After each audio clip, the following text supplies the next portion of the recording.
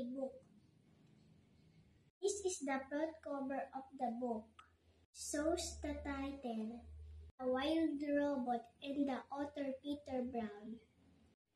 Cover, it protects the pages of a book. The front cover and the back cover work together to keep the book safe. Title, it tells what the book is all about. Author, he or she is the one who writes the book. Illustrator, he or she is the one who draws the picture used in the book.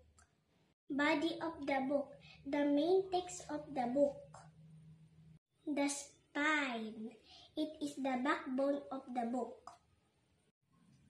Table of contents, this part lists the titles of the story and poems and other lessons or expanding pages where they are found.